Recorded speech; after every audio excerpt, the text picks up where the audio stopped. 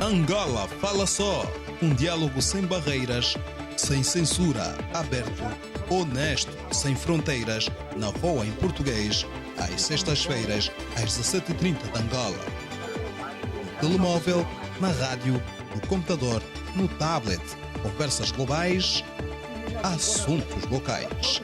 A paixão pela informação, com a melhor companhia, a sua. Temos connosco hoje neste Angola Fala Só o Dr. Josué Chilundulo. Portanto, este é um programa do Angola Fala Só, um pouco fora de vulgar. Estamos a fazer esta entrevista no dia anterior a que o programa vai para o ar, mas de qualquer maneira já temos aqui algumas perguntas de ouvintes. Dr. Chilundulo, portanto, isto uma altura muito difícil para todo o mundo, mas claro está, nós vamos concentrar em Angola. Como é que você vê, e vamos nos concentrar na economia, claro está, como é que você vê as económicas de Angola a curto prazo e vá lá, a médio prazo, de momento?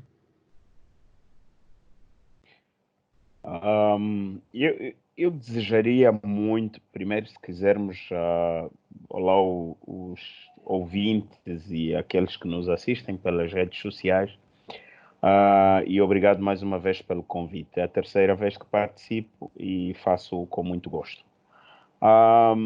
Eu desejaria muito ter um discurso otimista.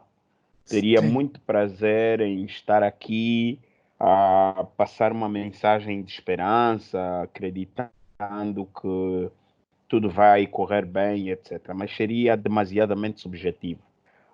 Uma vez que todos os indicadores econômicos estão em desfavor da macroeconomia angolana. Desde logo, com essa quebra no preço do petróleo, que compromete completamente toda a agenda econômica projetada pelo governo de João Lourenço.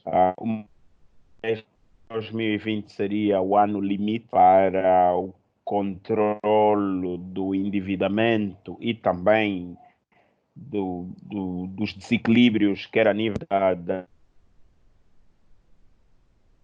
das relações com o mercado internacional, com as dívidas multilaterais e bilaterais, quer do ponto de vista do reposicionamento da equipa econômica. Com este preço de petróleo, com este período quase que estagnado por causa do Covid, temos algumas dúvidas que consigamos ter no final de tudo do ano econômico notícias positivas. Muito bem, então vamos falar dessa questão precisa, que é a queda do preço do petróleo. Como o doutor sabe, e creio que os ouvintes sabem, mas só para recapitular, eu creio que o orçamento angolano tinha sido feito com base num preço de $55 o barril. Hoje, eu estive a ver há um bocado o preço do petróleo Brent, que é aquele com que geralmente se faz as contas ao petróleo Da angolano. nossa referência. Exatamente. Estava a ser comercializado, tinha subido um pouco, até que dizer, mas estava a ser comercializado ainda a menos de $30 o barril. Portanto, é uma queda substancial para aquilo que o governo previa. E o impacto disso vai ser enorme, não é verdade? Em todos os aspectos, quer na decisão de que tem que se rever o orçamento e nos cortes que vai ter que haver por causa disso, não é?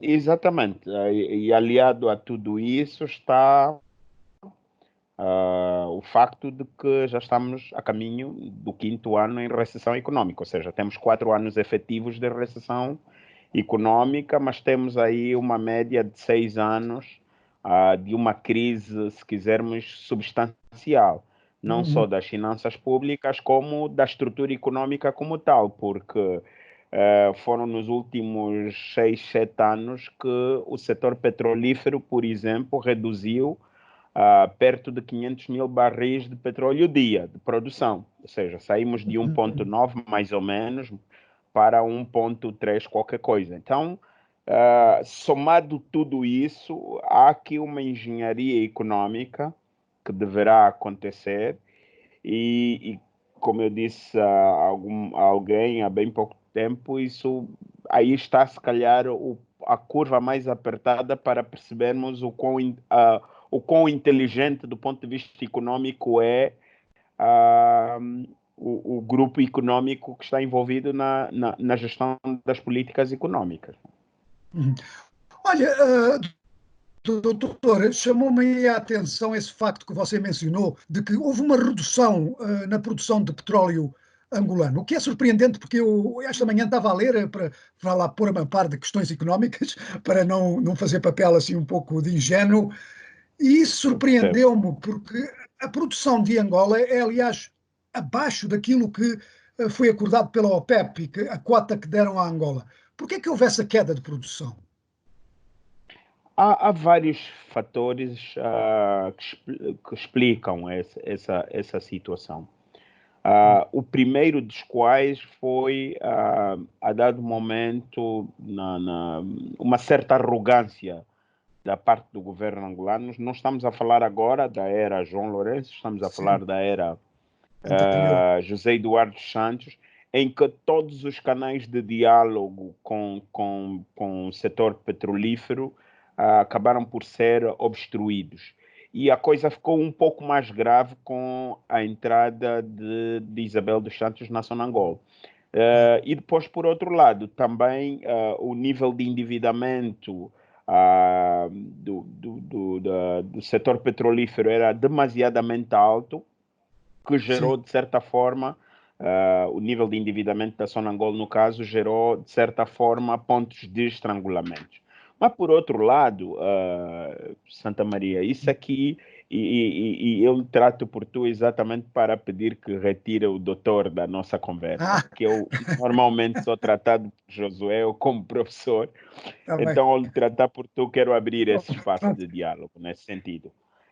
Mas também temos que enquadrar o setor petrolífero no contexto histórico e econômico do país, dos últimos, se quisermos, 17 anos, onde, depois da abertura do canal de financiamento da economia nacional por via da China, tudo o resto passou a ter menos valor. Ou seja, para quem tomava decisão, ou para quem tomou decisão naquela época, o canal da China foi tão apetecível que deixou de prestar atenção a outros canais de financiamento da nossa economia que seriam relevantes hoje, não só no setor não petrolífero, como quer para o setor petrolífero, quer para o setor dos diamantes, houve, de certa forma, um conjunto de atitudes que não respeitaram, de certa forma, as regras contratuais, a questão da probidade pública, e isso, de certa forma, desmoralizou os investidores. Eu tenho aqui uma pergunta do ouvinte Daniel Ngombo Afonso, e a pergunta dele é um pouco difícil. Ele está a perguntar que, depois desta epidemia do coronavírus, quais serão os setores da economia que serão mais afetados, portanto, da economia angolana? É uma pergunta difícil, mas, Josué, faça favor. Sim, é muito difícil de se responder porque eu sei que existe a razão da existência dos videntes e dos dos meteorologistas, palavra difícil, é exatamente para desculpar os erros dos economistas, porque em alguns casos as estimativas dos meteorologistas falham muito mais do que da economia. Mas eu costumo levar as pessoas a pensar o seguinte: nós não somos uma economia com um tecido empresarial parecido da grande maioria das economias desenvolvidas. Nós somos uma economia com uma carga de desestruturação muito elevada, utilizamos muito pouco recursos tecnológicos no processo produtivo, temos grande parte dos nossos empresários não são explicados, ou das iniciativas empresariais não são explicadas pelo financiamento dos bancos, não é? Por recurso ao crédito. Então, se olharmos para os indicadores econômicos que deteriorariam a nossa economia, como, por exemplo, o amortecer do mercado de créditos, ou se tivéssemos o mercado de capitais a funcionar em condições, ou se tivéssemos, se quisermos, uma relação estreita entre a estrutura empresarial nacional com os grandes canais de tecnologias produtivas, diríamos, ok, estamos mal e tudo, etc, etc. Sim, Não, sim. não é o caso. Nós temos uma economia que depende essencialmente da reação do Estado. Ou seja, Exato. mesmo Sim. a estrutura empresarial robusta depende das iniciativas de consumo do Estado e da contratação de serviços. Então, se quisermos aqui, o principal setor, se quisermos, o principal indicador econômico a ser drasticamente prejudicado são as finanças públicas. E por via dela, por arrasto, teremos de certeza a grande parte da economia, como eu já disse aqui, que não faz parte do setor petrolífero e do setor dos diamantes, fragilizada. Principalmente também porque há um nível de endividamento com o setor empresarial interno muito alto. Ou seja, nós Uhum. temos uma dívida interna muito alta. E os bancos têm estado a preferir financiar mais o Estado, por causa da alta liquidez, do que o setor empresarial como tal. Então, ter uma fragilidade do ponto de vista das finanças públicas pressupõe, acima de tudo, ter um Estado inadimplente, um Estado que não vai honrar com os seus compromissos. E daí, por efeito multiplicador, acreditarmos que a economia não estará bem. Uhum. Muito bem, olha, agora você estava a falar desta questão do crédito e você de certeza que sabe, esta semana, creio que foi esta semana, a agência de notação financeira Standard Poor's desceu o rating de Angola para quase de estar em falha, portanto, default. E o que eu estava a ler é que essas Sim, agências de notação financeira dizem que devido ao alto endividamento de Angola e, portanto, com esta crise, vai ser extremamente difícil a Angola honrar os seus compromissos e dizem que para obter mais empréstimos vão ser juros proibitivos. O que eu lhe queria perguntar era se você concorda com isso e também qual é a alternativa. Angola vai precisar de dinheiro. sim. Na verdade, eu tenho pena de João Lourenço, se quisermos, entre aspas, exatamente por causa disso. Porque o nível de endividamento público não lhe dá a possibilidade de outras engenharias. Aliás, a semana passada, se não começo desta semana, a emissão de eurobonds ficou cancelada por causa das altas taxas de juros que estavam a ser Exatamente. propostas na contramão daquilo que tem sido a prática de mercado. Qual seria a alternativa? Eu penso que a alternativa aqui é olharmos um pouco mais para o mercado interno. E se quisermos, um dos pontos negativos da equipe econômica de João Lourenço tem sido este: é que mais do que desejarmos a mobilização do investimento direto estrangeiro, é preciso recapitalizar a economia nacional e permitir que as pessoas tenham prazer em investir uh, a nível interno. Uma vez que o investimento direto estrangeiro está comprometido por causa da impossibilidade de repatriamento de capitais, por causa das limitações que Angola tem em relação aos dólares, que apesar de paulatinamente existirem pequenas liberdades e se estar a conceder alguma liberdade, mas como tal ainda existe incerteza em relação ao setor cambial. Então, nós temos que olhar para a nossa economia nacional e tentar buscar valências. Mas estas valências decorrem da decisão do governo de sair daquilo que é o politicamente correto. Ou seja, há mudanças radicais algumas já estão a começar, vi agora que essa redução do governo é 1% daquilo que é necessário fazer-se, mas há que se poupar dinheiro a nível da estrutura governativa para, por via disso, se recapitalizar a economia nacional.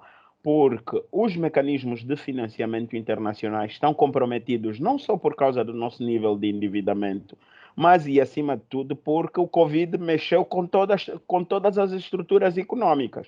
E nessa altura, Angola não faz parte das prioridades do ponto de vista de investimento, porque há que recuperar a economia da Itália, que é nada mais, nada menos que a terceira maior economia da Europa e consta da lista dos 5 países potenciais do ponto de vista dos fluxos comerciais.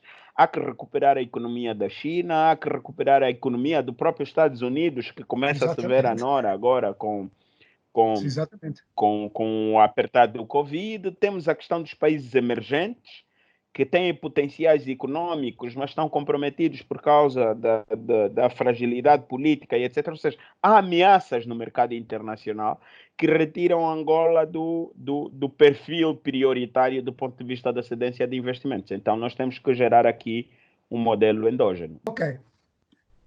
Portanto, tenho aqui um comentário do ouvinte Miguel Mafuana.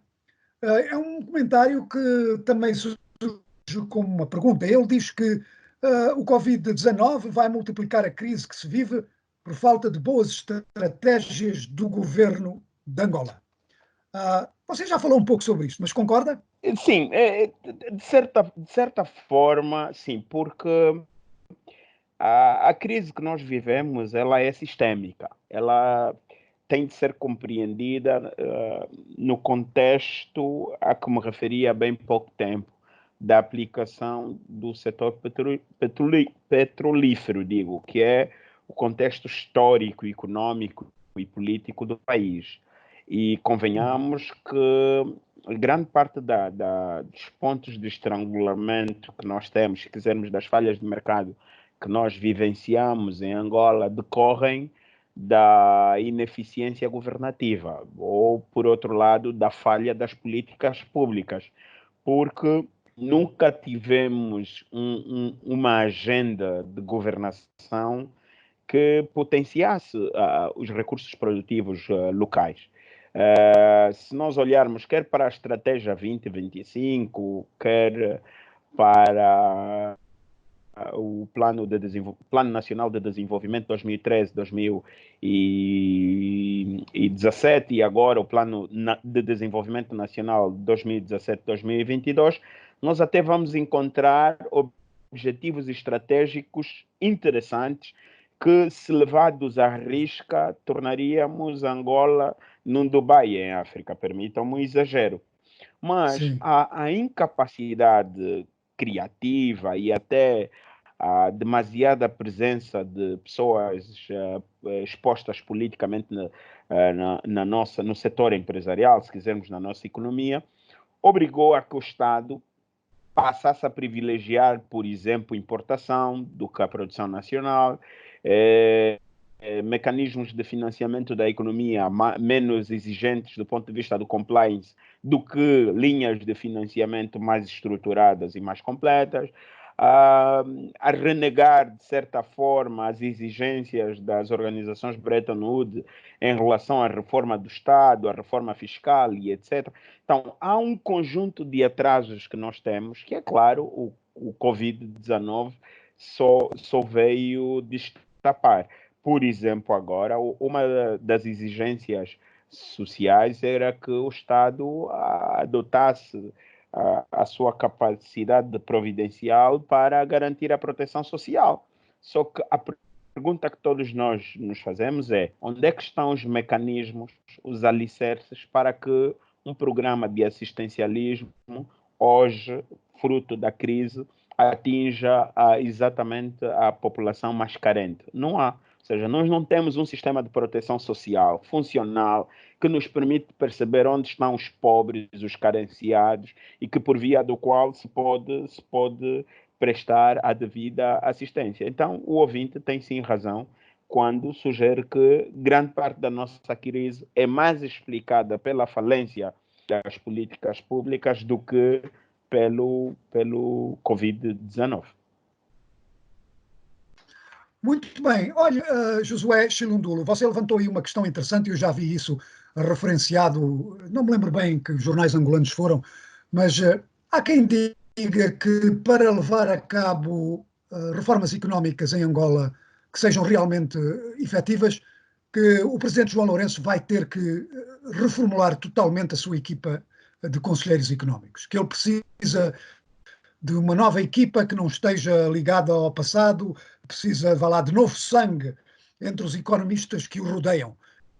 Bom, eu, em parte sim, também concordo, por uma razão muito simples. Eu sou de opinião que o presidente João Lourenço precisa sair do establishment, precisa ter pessoas que saem de uma certa zona de conforto que já foi, que foi devidamente estruturada e tem estado a gerar comodismos, de bradar os céus. E ter pessoas novas na sua estrutura governativa pode ser um primeiro passo até para desafiá-lo a tomar decisões um pouco mais sustentáveis.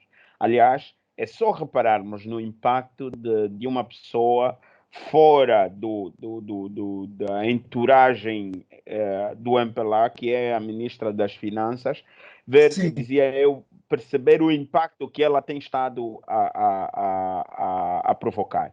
Aliás, eu arrisco-me a afirmar que nos últimos meses em que o presidente João Lourenço conseguiu incluir um certo número de jovens de qualidade para a sua governação, os resultados e a qualidade das tomadas de decisão em relação ao setor econômico já são muito melhores. Ou seja, isto prova de que quanto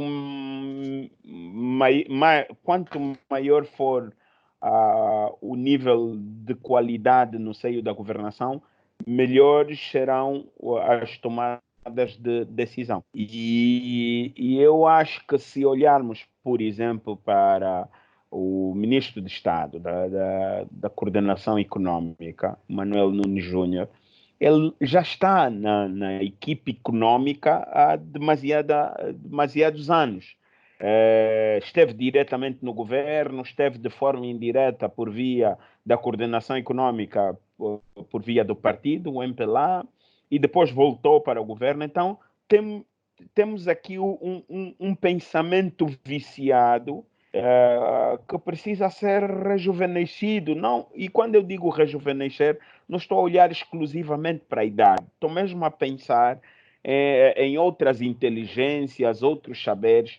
Isso é normal, isso não significa que ele não domina a economia ou que seja uma pessoa imperfeita, não.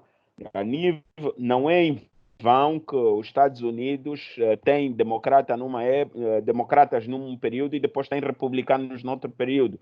Não é em vão que outros países adotam diferentes modelos políticos exatamente para redinamizar a sua estrutura social e econômica. Nós aqui também precisamos disso.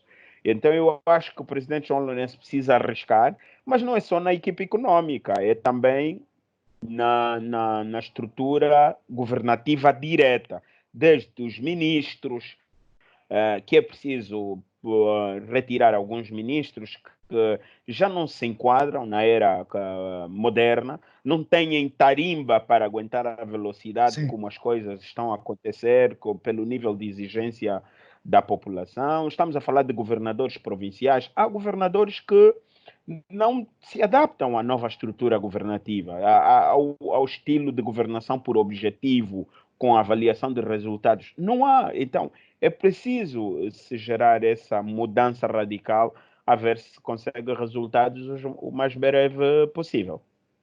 Uhum. Olha, Josué Chilundulo, você há um bocado, quando estava a falar da situação económica e das alternativas, você falou sobre as instituições de Bretton Woods. Eu li aqui há dias de que uma das alternativas que Angola quer percorrer, não sei se é verdade ou não, devido à falta de crédito, vai ter que recorrer ao Fundo Monetário Internacional. Ou então, o que dizia o artigo não era bem isso, era que essa é a alternativa que o governo angolano deve seguir. A minha pergunta é essa: você concorda com isso, que o Fundo Monetário Internacional, uma ajuda do Fundo Monetário Internacional, com todas as coisas que vêm lá amarradas a isso, você concorda que isso é a alternativa para o governo angolano?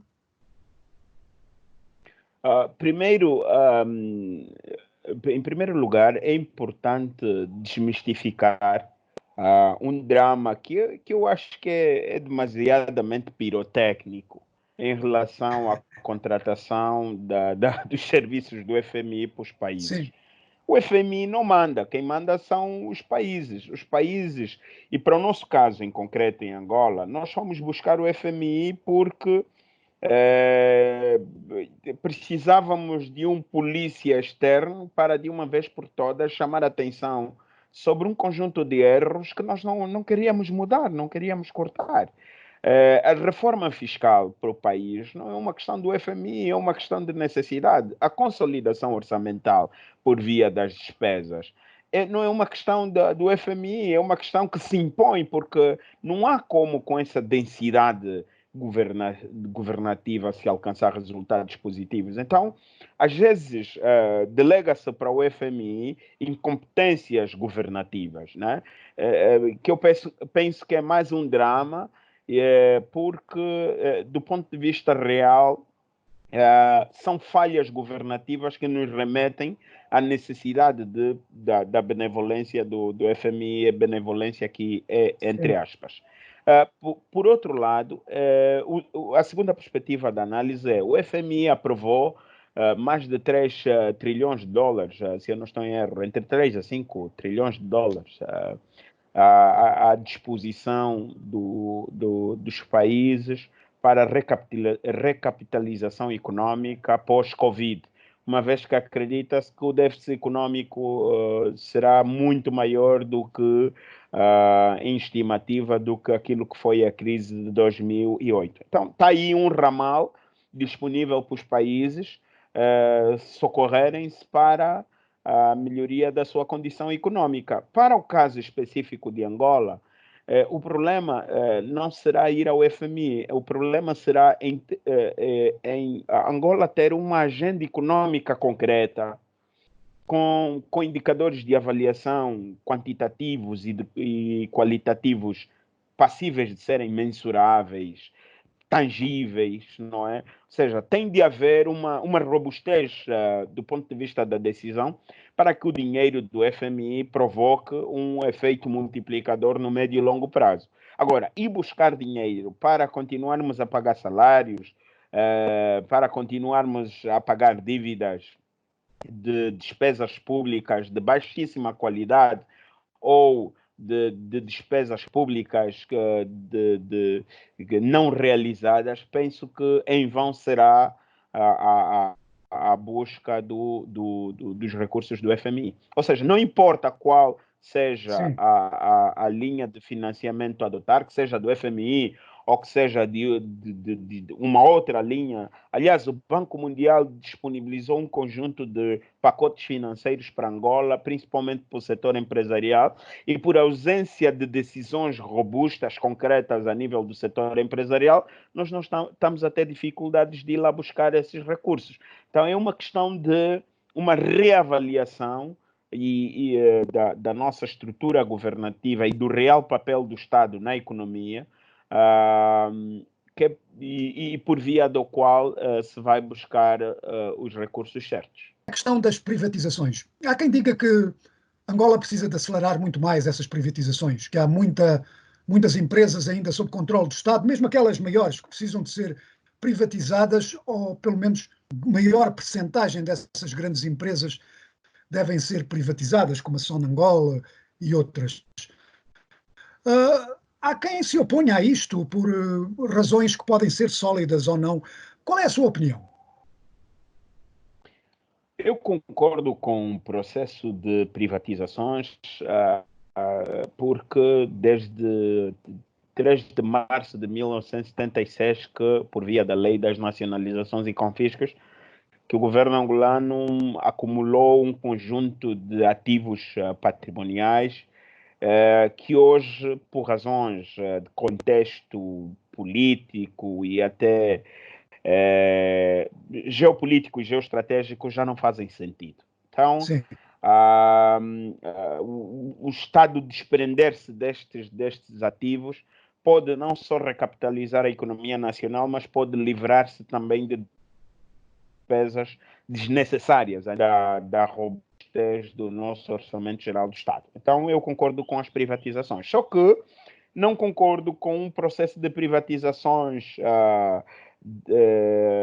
acelerado que não respeita os mínimos olímpicos necessários, quer do ponto de vista da atratividade, quer do ponto de vista dos ganhos em si. E então, eu acho que há ativos, sim, que devem ser alienados, como tem sido de forma mais fácil, mas há ativos como o ativo da TAG, os ativos da Sonangol, e de determinadas empresas que teoricamente são rentáveis. O problema que se coloca é que, do ponto de vista da gestão corporativa, é que não foram acionados mecanismos de eficiência e de efetividade que garantissem a sustentabilidade dessas empresas. Então, aí, eu sou de opinião que antes da privatização, o Estado deverá reavaliar a viabilidade econômica desses ativos, se possível, potenciá-los e depois vendê-los de forma bem mais atrativa, permitindo assim que os ganhos periféricos à volta das privatizações aconteçam. Noutros casos, é uma questão de assunção do Estado de que tem que ter de perdas fiscais, ou seja, o Estado tem que admitir que há perdas que serão necessárias. Há ativos que não têm valor, são mesmo para serem delegados ao setor privado, de forma a que o setor privado tenha nesses ativos alicerce para a recapitalização dos seus negócios, né? Olha, estamos quase a chegar ao fim, mas de qualquer maneira eu ainda tinha aqui duas perguntas. Uma ainda a ver com esta questão das privatizações. Empresários angolanos continuam a queixar-se de toda a burocracia e da lentidão do processo de legalização de negócios, como a concessão de alvarás, que podem demorar, alguém me disse, até 45 dias para a concessão de um alvará. E muitos deles queixam-se também de que lhe é dificultado o acesso ao crédito. Eu, francamente, não sei se isto se deve aos juros altos ou se deve mesmo a dificuldades burocráticas de ceder crédito a empresários locais. E quando falamos de empresários, claro está que há diferentes, há médios empresários, pequenos empresários. Mas você, como economista, acha que isto é uma realidade, que há realmente ainda entraves burocráticos para a criação de negócios? Sim, sim. Não, Há diga, sim de diga. forma clara, há sim de forma clara grandes avanços a nível da geração das empresas. O processo de criação de empresas melhorou significativamente. Mas, do ponto de vista do licenciamento dos negócios, acaba por ser aqui licenciar não só do ponto de vista do alvará comercial, mas as licenças adicionais para a Sim, concretização dos negócios. Continua a haver obstáculos e tem sido um dos sinais negativos a nível da planilha de avaliação do ambiente de negócio. Mas, se reparar, estes pontos de estrangulamento não são institucionais, porque, do ponto de vista da lei, há um conjunto de barreiras que foram eliminadas. Onde é que se coloca o problema? É exatamente na densidade governativa. Para que os ouvintes percebam, nós temos, a nível da administração direta, um conjunto de pessoas que interferem no mesmo processo. Desde para o grande negócio, inclui o presidente da República, diferentes ministros que atuam no mesmo setor, depois vêm diretores nacionais, secretários de Estado, governadores provinciais, até a administração municipal. Ou seja, há um conjunto de elementos que são distribuídos em diferentes níveis de tomada de decisão, que pelo sim, pelo não, acabam por comprometer a realização de um negócio em Angola. sim. Então, mesmo com a PIEX e etc., que de certa forma melhoraram muito, o visto de trabalho melhorou, ah, o, para determinados níveis de ação, determinados procedimentos de licenciamento melhoraram, mas ainda assim há demasiado protagonismo dos agentes públicos na ação. Tudo montado para que a corrupção, o tráfico de influência, etc., continuem a acontecer. Daí que a reclamação desses empresários continua a ser justa. Aliás, houve uma reunião com o presidente da República onde os empresários elencaram mais de 80 pontos de estrangulamento para o setor empresarial e até agora muito mais da metade estão por serem resolvidos. Muito bem. Olha, uma última pergunta. Esta é um pouco afastada de tudo isto, mas tem a ver com a economia, que é a questão de zonas de comércio livre. Como nós sabemos, Angola faz parte da SADC, a Comunidade de Desenvolvimento da África Austral, que tem como objetivo criar uma zona de comércio livre na África Austral. Angola anteriormente manifestou, opôs-se a isso por diversas razões, e há quem diga que para Angola o melhor não seria isso, que para Angola o melhor seria por começar por criar zonas de comércio livre com países imediatamente vizinhos, como a República Democrática do Congo, por exemplo, ou a Namíbia. Qual é a sua opinião? Partirmos para a zona de comércio livre aqui da SADC já se faz tarde, ou seja, já temos quase 20 anos de atraso nesse sentido, porque nós temos estado a privilegiar acordos bilaterais com países acordos comerciais com países muito distantes de nós, quando aqui à nossa volta há recursos que direta ou indiretamente poderão potenciar a nossa economia nacional. O grande problema aqui tem sido o receio, é exatamente porque as pessoas têm estado a fazer uma análise inversa, é observar o que Angola vai oferecer para a zona de comércio livre e não analisar sob o ponto de vista de quanto Angola ganhará ao entrar na zona de comércio livre.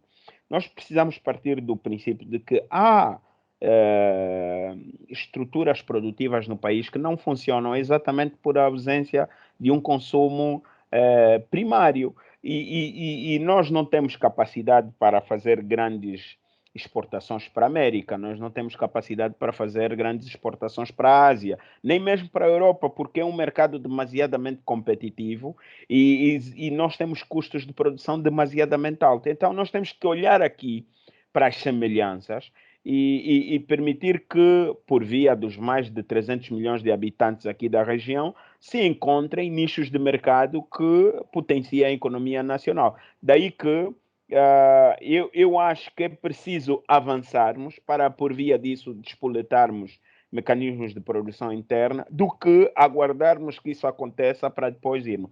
Vou só mesmo terminar aqui com dois exemplos.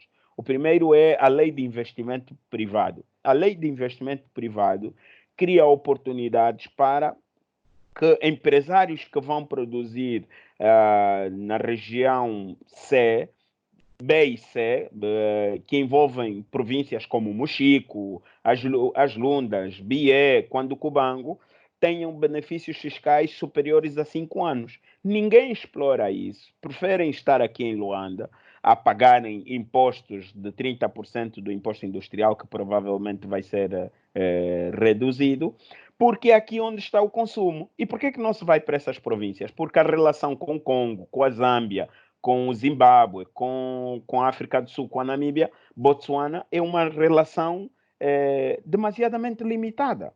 Então, é preciso, até para se recapitalizar estas oportunidades fiscais, que se crie essa relação de comércio. O segundo exemplo que eu quero lhe dar é o exemplo do corredor do Lubito. Mais de 4 mil milhões de dólares investidos no corredor do Lubito que estão aí parados. Não agregam valor econômico, salvo para transporte de passageiro, algum para a economia nacional. Temos um aeroporto internacional em Benguela, temos um porto comercial e tudo isso está a ser explorado de forma residual, exatamente porque as nossas relações comerciais não funcionam.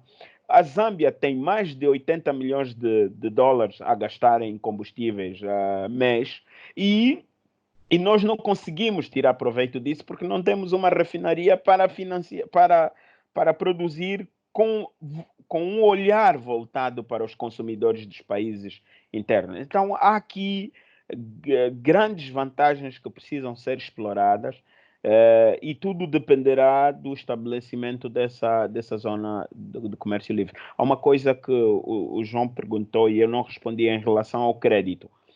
Os juros, sim, são demasiadamente altos, mas mais do que isso, os bancos têm estado a preferir financiar a dívida pública por causa da alta liquidez, em detrimento do financiamento à economia nacional, por causa dos riscos inerentes ao momento econômico que estamos a viver. Muito bem, uma conversa bem elucidativa que tivemos aqui com o economista Josué Chilundulo. Estamos a chegar ao fim e eu quero agradecer imenso ao Josué Chilundulo, ia dizer doutor, mas parei a tempo, e queria também pedir desculpa aos ouvintes por alguns cortes que poderão notar aqui na emissão, e eu vou já assumir culpa disto e dizer à Mayra, que é a perita nestas questões, que isto se deve ao facto de eu estar aqui em minha casa num sítio que estou com o Wi-Fi e parece que o Wi-Fi não chega aqui muito forte. Próxima vez vou para outra sala, talvez até mais bonita, para fazermos isso. De qualquer modo, Josué Chilundulo, muito obrigado por ter participado e por nos ter deliciado com todos os seus conhecimentos da economia angolana e não só. E eu vou-me despedir de todos os ouvintes, lembrando que se é sexta-feira... Muito bem, muito obrigado. Lembrar aos ouvintes que se é sexta-feira é dia do Angola Fala Só. Angola Fala Só, um diálogo sem barreiras, sem censura, aberto, honesto, sem fronteiras, na Voa em português, às sextas-feiras, às 17h30 de Angola. No telemóvel, na rádio, no computador, no tablet, conversas globais, assuntos locais. A paixão pela informação, com a melhor companhia, a sua.